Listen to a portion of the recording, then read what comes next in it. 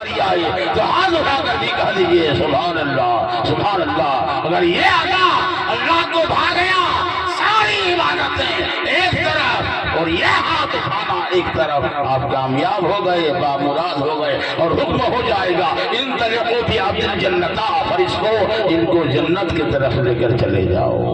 اس لیے حضرات مصرع سنیے، جنتی کہیے گا نقیب کے طرح ہم لوگ کے پاس تو ایسا نہیں ہے حضرت، اسے ہم لوگ کلام کو لیتے ہیں کبھی کبھی کہ حضور لکھ دیجئے، ہم لوگ تقریر کرنے جا رہے ہیں، کم سے کم آپ کا کلام ذرا ہم لوگ پیش کریں گے۔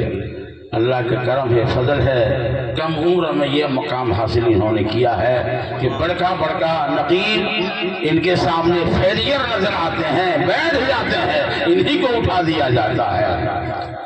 جنتی ہو یا کہ گل ہو یا جنت کے گلستاں، یا جنت کے گلستاں، یا جنت کے گلستاں، جنتی ہو یا کہ گل ہو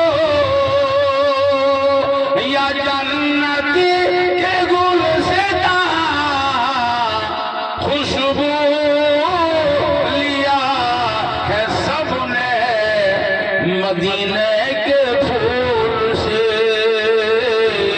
مدینے کے پھول سے، مدینے کے پھول سے، خوشبو لیا ہے سب نے مدینے کے پھول سے۔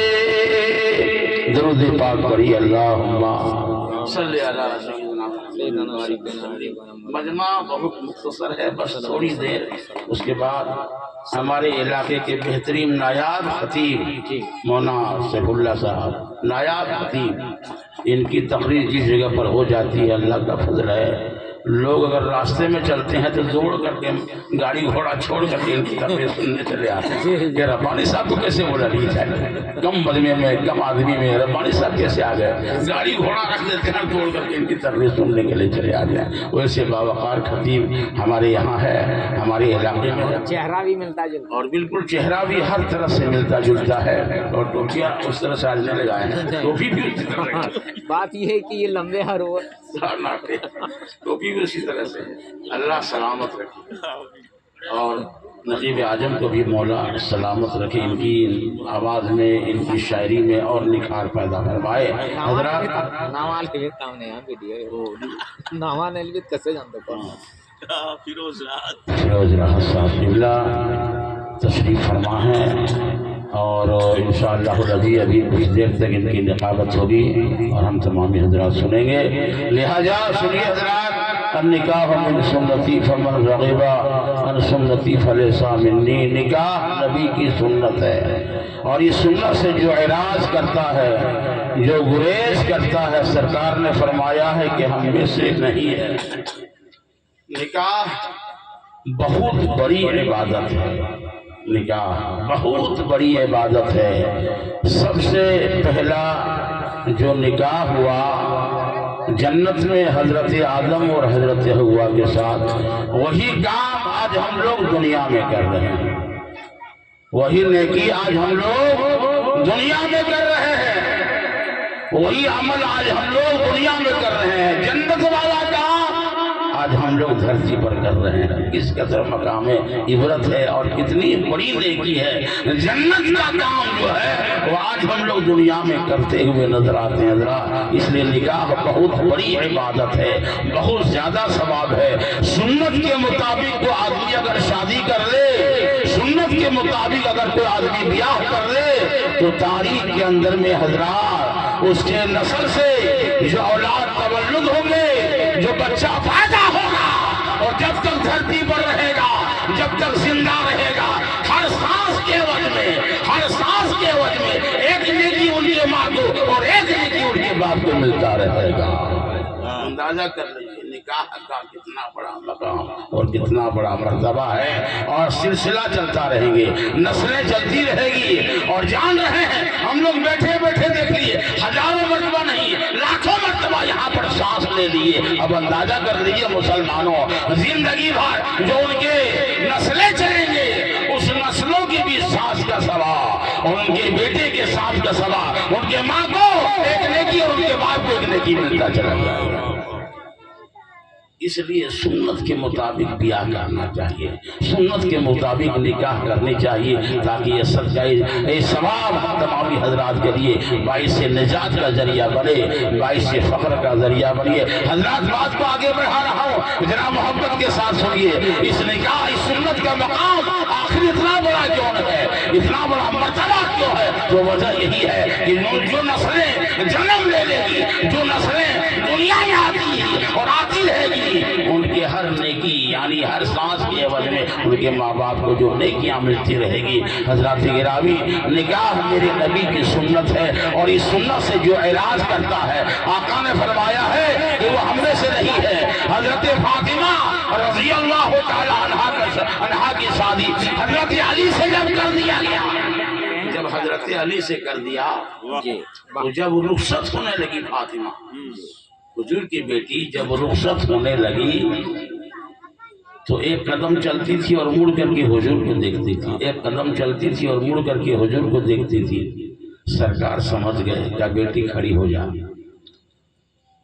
جب کھڑی ہو گئی حضرت فاطمہ، سرکار ارشاد فرماتے کہ بیٹی تم یہ سمجھ رہی ہو کہ میرے بابا نے ہم کو کچھ نہیں دیا، بابا نے ہم کو کچھ نہیں دیا بیٹی، ہم نے تم کو اس لیے نہیں دیا، اس لیے نہیں دیا کہ میری آنے والی جو امتی غریب امتی ہوگی اور میری سنت کو عمل کرنا چاہے گی تو آسانی سے ادا کر لے گی، ہم نے اس لیے نہیں دیا۔ اگر دینا ہم چاہے تو پہاڑ کو اشارہ کر لیں، اے پہاڑ سونا بن جا، اور سونا بن جائیں گے اور تمہارے پیچھے پیچھے چلا کریں گے۔ اور یہ چاند کو بول دیں چاند اتر جا، وہ چاند بھی اتر جائیں گے اور تمہارے پیچھے پیچھے چلا کریں گے۔ لیکن بیٹی ہم نے اس لیے تم کو کچھ نہیں دیا، اس لیے کچھ نہیں دیا تاکہ ہماری آنے والی جو امتی ہوگی میری سنت کو ادا کرنا چاہے گی تو آسانی کے ساتھ ادا کر لے گی، اس لیے ہم نے تم کو کچھ نہیں دیا۔ میرے دوستو آج دیکھ لیجئے، شادی کو حضور نے فرمایا بڑی سادگی چیز ہے، اور شادی میں زیادہ سے زیادہ خرچ نہیں، جتنا ہی کم خرچ ہو اتنا ہی اس آدمی کو ثواب ہے اور حضور کو پسند بھی ہے۔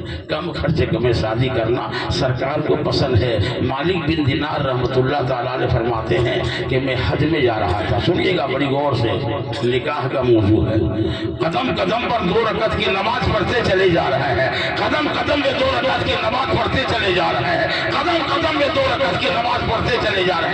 خانہ کعبہ پہنچا، 9 سال لگ گیا، جب 9 سال میں کعبہ پہنچے، پہنچنے کے بعد کہا اللہم لبیک، آواز آتی ہے لا لبیک، تمہارا آنا قابل قبول نہیں ہے، تمہارا آنا بیکار ہو گیا ہے۔ مالک بن دینار زمین پر گر جاتے ہیں، اور گرنے کے بعد 3 دن تک گسی تاری رہی، 3 دن تک بے ہوش پڑے رہے، اور پیر رکھنے کے بعد جب ہوش آیا، جب خیال آیا، پھر اٹھتے ہیں، اور اٹھنے کے بعد کعبہ کو دیکھ رہے ہیں، کعبہ سے پھر آواز آئی مالک بن دینار بلخ چلے جا، شہر بلخ، وہاں ایک آدمی جوتا سیتا ہے، اس سے مصافحہ کر لو گے تمہارا بھی حج ہو جائے گا، اور جتنا بھی آیا ہوا ہے سب کا حج ہو جائے گا۔ مالک بن دینار مرتا کیا نہیں کرتا، بلخ چلے گئے، شہر میں تلاش کرتے کرتے 3 مہینہ لگ گیا۔ جب ملاقات ہو گئی، ملاقات ہونے کے بعد کیا ہے کہ حقیقت میں جوتا سی رہا تھا، اور سر کو جب نیچے کر کے دیکھتے ہیں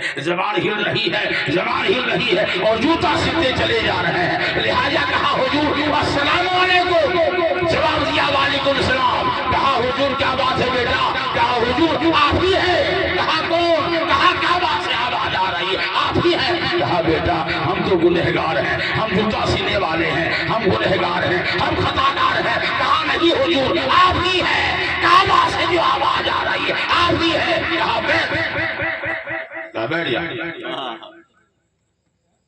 حضور ایک بات بتا، یہ مقام آپ کو کیسے حاصل ہوا، یہ مرتبہ آپ کو کیسے حاصل؟ دیکھ لیا حضرات، शादी ब्याह में देखिएगा आदमी क्या करता है कि इतना पोला लेता है, इतना पोला, और खाता इतने, छोड़ छाड़ करके हाथ हाथ धो करके उठ जाता है। काहे भाई? उनको अपना ये खाना नहीं है, मेहनत वाला खाना नहीं, पैसा इनमें इनको खुद का नहीं हुआ। जहाँ आसानी से जो चीज़ हाजिर हो जाए उसमें आदमी बहुत ज़्यादा बर्बाद करता है। जैसे पानी को देख लीजिए, पानी आदमी उछल रहा है, उड़ल रहा है, फिक्र नहीं क्यों आसानी से हासिल हो गया है।